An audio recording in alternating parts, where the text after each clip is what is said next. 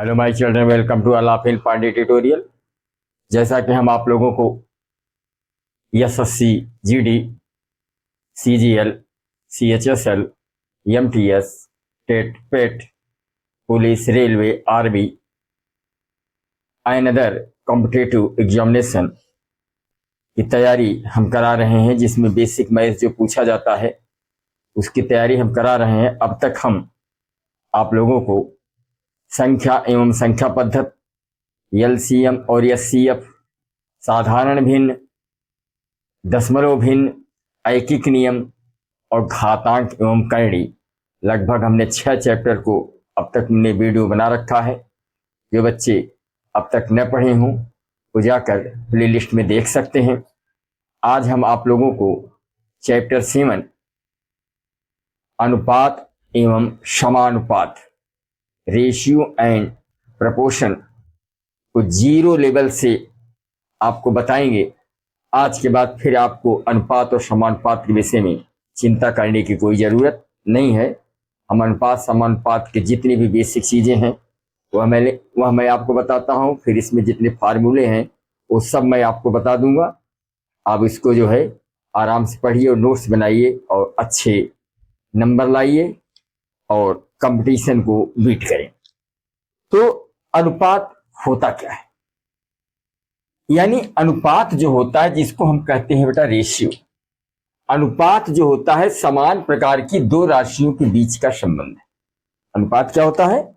समान प्रकार की दो राशियों के बीच का संबंध है। अनुपात जो होता है समान प्रकार की दो राशियों के बीच का संबंध है, जो यह दर्शाता है कि एक राशि दूसरी राशि की कितनी गुनी है। इसे क्या कहते हैं बेटा? अनुपात। और अनुपात को इंग्लिश में क्या कहते हैं? रेशियो। तो जो रेशियो होता है,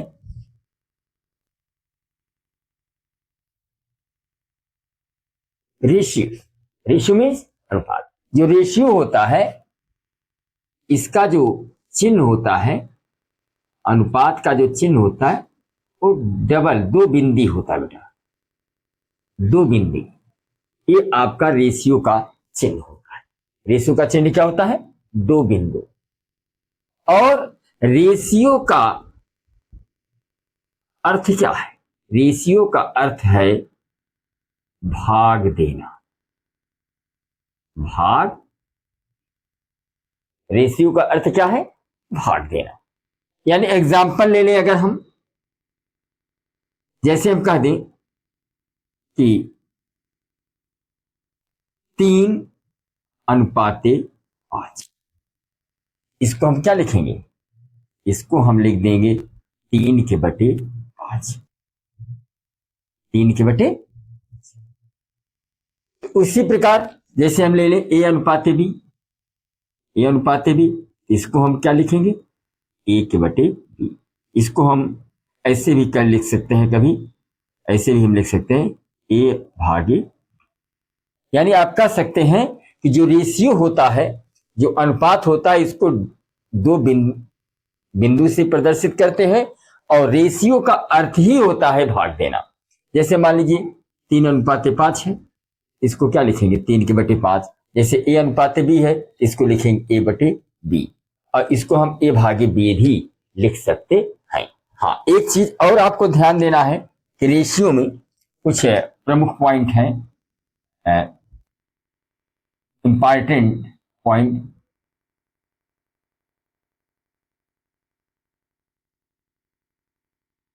जो रेशियो होता है, जो अनुपात होता है बेटा, रेशियो, जो अनुपात होता है यह कभी निगेटिव नहीं होता। अनुपात कभी निगेटिव नहीं होता। अनुपात कभी निगेटिव नहीं होता।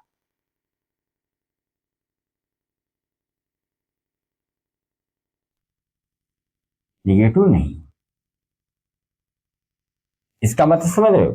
अनुपात कभी निगेटिव नहीं होता, माने कभी भी अनुपात -3, -5, -6, -7, -8 इस तरह कहीं भी आपको लिखा हुआ नहीं मिलेगा।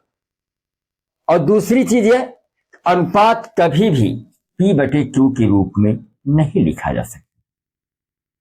अनुपात को कभी P/Q की फॉर्मेट में नहीं लिख सकते, फॉर्मेट में नहीं लिख सकते, लिख सकते यानी कभी भी आप जो है अनुपात को, रेशियो को P/Q के रूप में नहीं लिख सकते। एग्जाम्पल है, जैसे अगर कोई कह दे कि 1/2 अनुपाते 2 के बटे कुछ भी ले लीजिए, कोई संख्या ले लीजिए, 3 ले लीजिए। अब ये क्या सही है? ये 1/2 और अनुपाते 2/3, क्या ये सही नहीं? ये बिल्कुल गलत है, ये तरीका गलत है। इसका सही क्या होगा? क्योंकि हमने कहा कि कभी भी जो रेशियो होता है, जो अनुपात होता है, वो P/Q के रूप में नहीं होता, जबकि यहाँ P/Q के रूप में है, ये P/Q का फॉर्मेट है, ये बिल्कुल गलत है। इसका सही रूप क्या होगा? जैसे 1/2 वैसे है, जब चूंकि अनुपात का अर्थ क्या होता है? भाग 2/3। अब 1/2 वैसे बेटा भाग का चिन्ह रहता है, गुणा लगता है, और नीचे की संख्या ऊपर, ऊपर की संख्या नीचे, तो 3/2। अगर करता है तो काट दीजिए, नहीं कट रहा है तो ऊपर ऊपर गुणा कर दें, नीचे गुणा कर दें। 3 1 3 और 2 दूनी 4, ये क्या हुआ? 3 अनुपात है। तो समझ गए ना कि अनुपात कभी भी P/Q के फॉर्मेट में नहीं हो सकता। और एक चीज कि जो अनुपात होता है,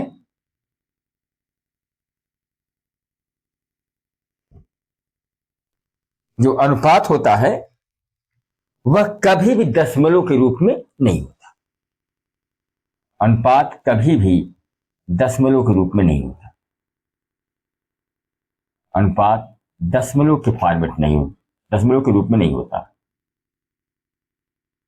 अनुपात कभी दशमलव में नहीं होता, जैसे 3.4 5.6 ऐसा कहीं भी आपको लिखा हुआ नहीं मिलेगा।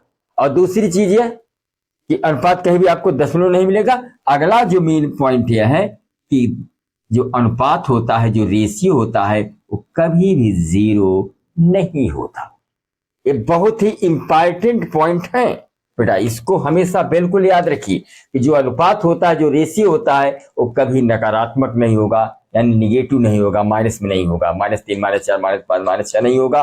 और जो रेशियो, जो अनुपात होता है, वो कभी भी P/Q के फॉर्मेट में नहीं होता। और जो रेशियो, जो अनुपात होता है, कभी भी दशमलव में नहीं होता, जैसे 3.4 अनुपात 5.6, इस तरह का कोई भी नहीं मिलेगा आपको। और अनुपात कभी भी 0 नहीं होता। चलिए इसका स्क्रीनशॉट ले लीजिए, इसके बाद हम समानुपात के विषय में चर्चा करते हैं। चलिए अब हम समानुपात के विषय में चर्चा करते हैं। समानुपात क्या होता है, प्रपोर्शन क्या होता है। समानुपात,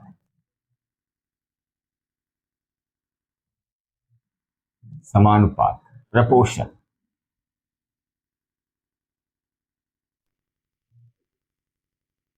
प्रपोर्शन क्या होता है, समानुपात क्या होता है?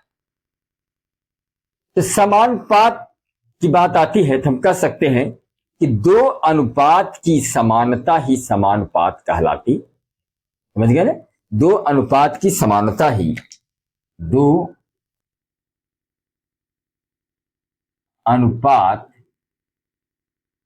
की समानता का ही समानुपात कहलाती है।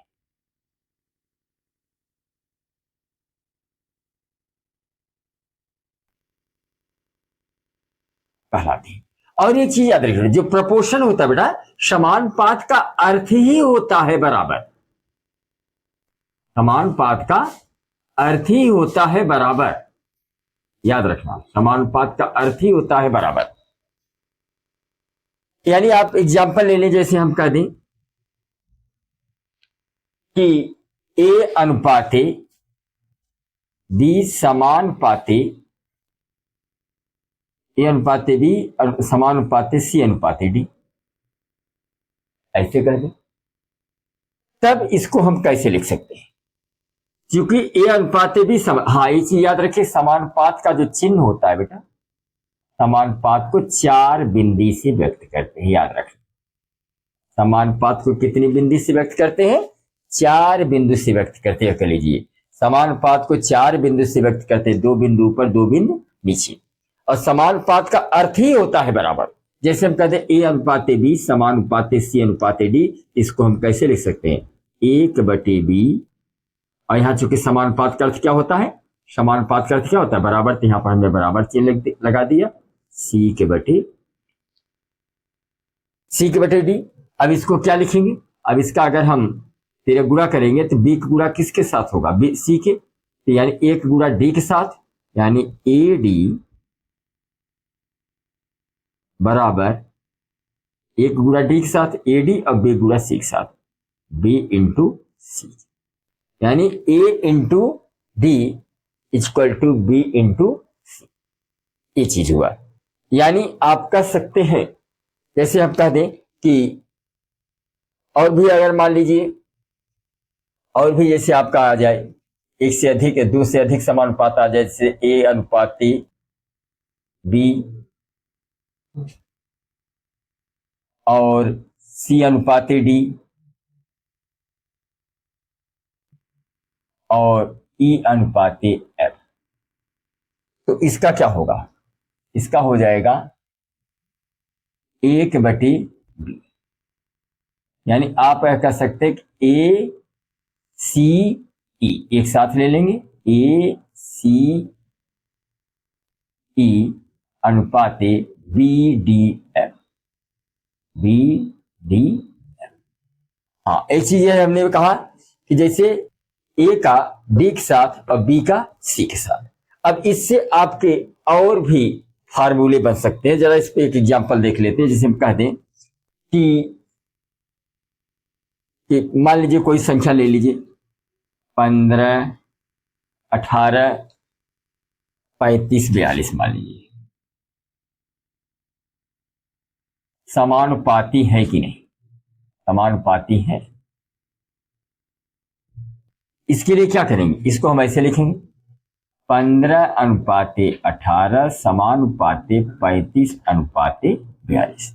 इसमें क्या करेंगे, हम इसका इसके साथ और इसका इसके साथ ऐसे करिए, या आप इसको ऐसे भी कर सकते हैं 15/18 बराबर, हम अनुपात हटेगा बराबर लग जाएगा 35/42।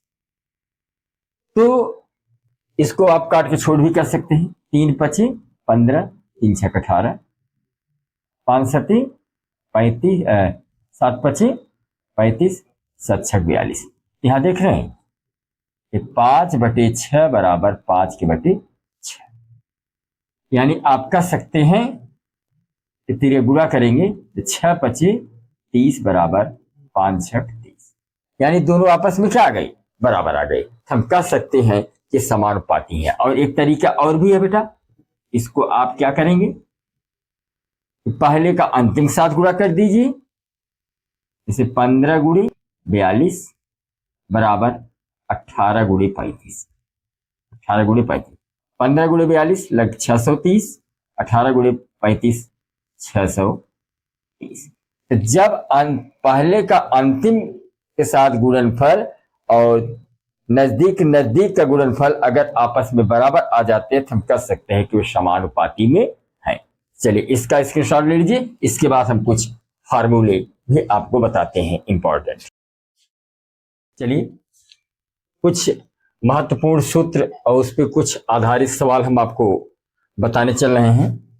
जैसे पहला सूत्र है कि दो राशियों ए और बी का अगर मध्यानुपात ज्ञात करना हो तो क्या फार्मूला यूज करते हैं, √n, यानी कर्णिम ए इंटू बी, कर्णिम ए इंटू।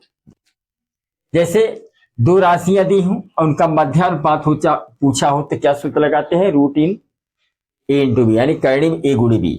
जैसे अब आपका ये सवाल है 16/9 का मध्यानुपात ज्ञात करना है, या 1/4 1/9 का मध्यानुपात ज्ञात करना है, तो कैसे ज्ञात करोगे।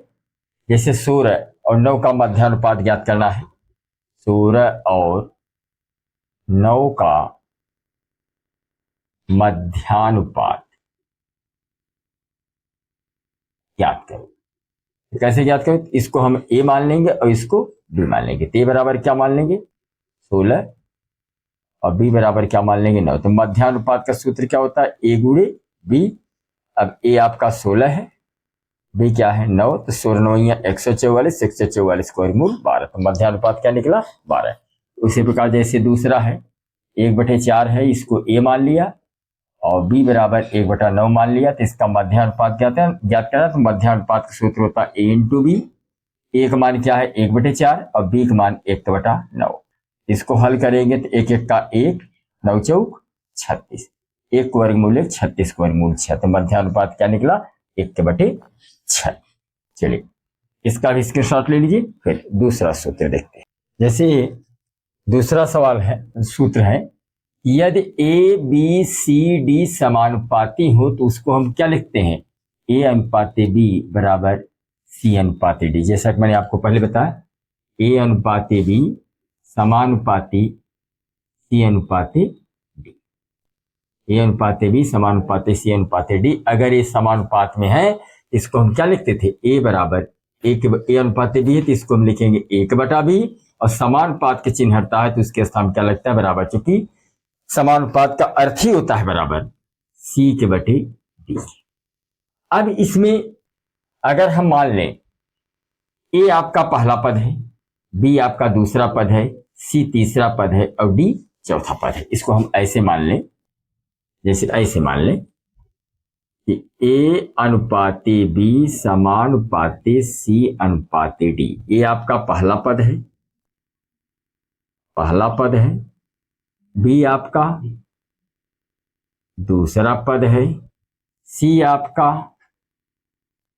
तीसरा पद है और डी आपका चौथा पद है।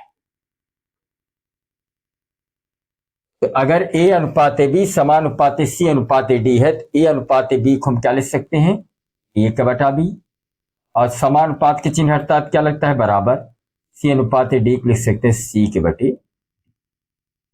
अगर इसका हम तिर्यक गुणा करें, ए का किसके साथ होगा, डी के साथ, ए गुणे डी बराबर बी गुणे सी। ए आपका क्या है बेटा, ए आपका पहला पद है, ए क्या है पहला पद, और डी क्या है चौथा पद, बी आपका दूसरा पद है और सी आपका तीसरा पद है। यानी क्या हुआ, यानी आप कह सकते हैं कि पहला पद गुणे चौथा पद बराबर दूसरा पद गुणे तीसरा पद। अब इससे अगर हम फार्मूला निकाले तो कई फार्मूला इससे बन सकता है। जैसे मान लीजिए आपको दूसरा पद तीसरा पद, यानी आपको जैसे पहला पद चौथा पद मालूम है और दूसरा पद मालूम है, तीसरा पद पूछा हो, या आपको कह लीजिए कि दूसरा पद तीसरा पद मालूम हो, चौथा पद मालूम हो और पहला पद पूछा हो, तो पहला पद बराबर क्या होगा, पहला पद ए बराबर क्या हो जाएगा, दूसरा पद गुणे तीसरा पद, दूसरा पद गुणे तीसरा पद की बटे चौथा। इसको हम ऐसे भी लिख सकते हैं, पहला पद को किससे निरूपित करते हैं, ए से, दूसरा पद क्या आपका बी है और तीसरा पद आपका सी है और चौथा पद आपका डी है, यानी ए बराबर बी इंटू सी अपॉन डी।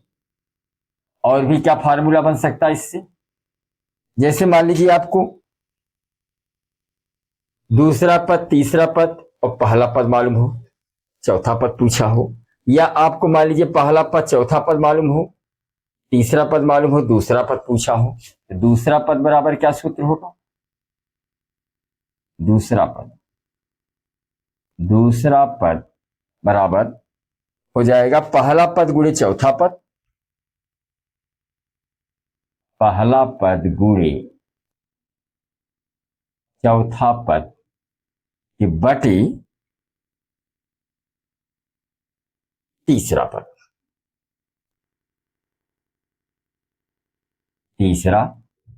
दूसरा पद को किससे निरूपित किया, बी से, पहला पद ए, चौथा पद डी, तीसरा पद सी, आपका यह होगा। और मान लीजिए अगर आपको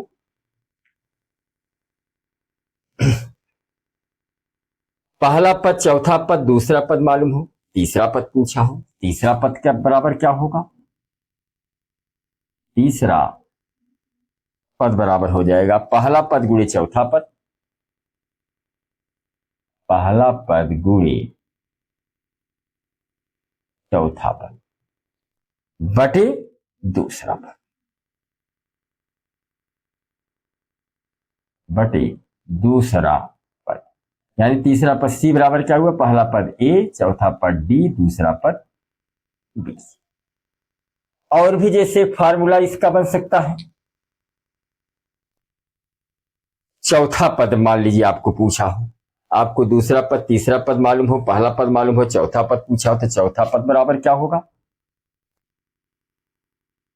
चौथा पद बराबर हो जाएगा दूसरा पद गुणे तीसरा पद, दूसरा पद गुणे तीसरा पद बटे पहला पद, पहला पद। चौथा पद को किससे निरूपित करते हैं? डी से। डी बराबर बी गुणे सी के अपान ए। ये आपके बेटा फार्मूले हुए, इसके माध्यम से आप आसानी से कोई भी चार पदों में से तीन पद मालूम हो, एक पद ज्ञात करना हो, हम इस फार्मूले का यूज करते हैं। जैसे इसमें एक सवाल है, देखिए यहां पे ये दो सवाल है, एग्जाम्पल है, आप देखिए कैसे लगेंगे। इसमें आपका पहला पद ज्ञात करना है, दूसरा पद मालूम है, तीसरा पद भी मालूम है, चौथा पद भी मालूम है। कौन सा ज्ञात करना है? पहला पद ज्ञात करना है। कौन सूत्र लगेगा? ये पहला वाला सूत्र लगेगा, ए बराबर बी इंटू सी अपान डी के लिए। इसको क्या मान लीजिए? इसको हम ऐसे मान लें, इसको हम ए मान लें, इसको बी मान लें, इसको सी मान लें और इसको डी मान लें। ए बराबर क्या फार्मूला है? ए बराबर क्या फार्मूला? ए बराबर है आपका बी इंटू सी अपान डी। ए आपका वैसे है, बी का मान क्या है? बी का मान आपका 15 है, बी का मान क्या है? 15 है, और सी का मान क्या है? 12 है, और डी का मान कितना है? 48। इसका बर चौक 48। ए बराबर क्या निकला? 15 के बटे 4। ये बराबर क्या निकला आपका? 15 बटे 4। यानी पहला पद क्या निकला? 15 बटे 4। ये आपका पहला पद हो गया। तो समझ गए कि नहीं? यानी आप कह सकते पहला पद आपका यक्ष है, यक्ष जो है आपको ज्ञात करना था पहला पद, और इसमें हमें कौन कौन मालूम था? दूसरा पद मालूम था, तीसरा पद मालूम था और चौथा पद मालूम था। तो ये बराबर क्या फार्मूला होता है? बी इंटू सी अपान डी के। बी का मान कितना था? 15 हमने ले लिया, और सी का मान कितना था? 12, और डी का मान कितना था? 48। अब इसको काट दिया, बर चौक 48, 15 बटे 4। चलिए इसका स्क्रीनशॉट ले लीजिए।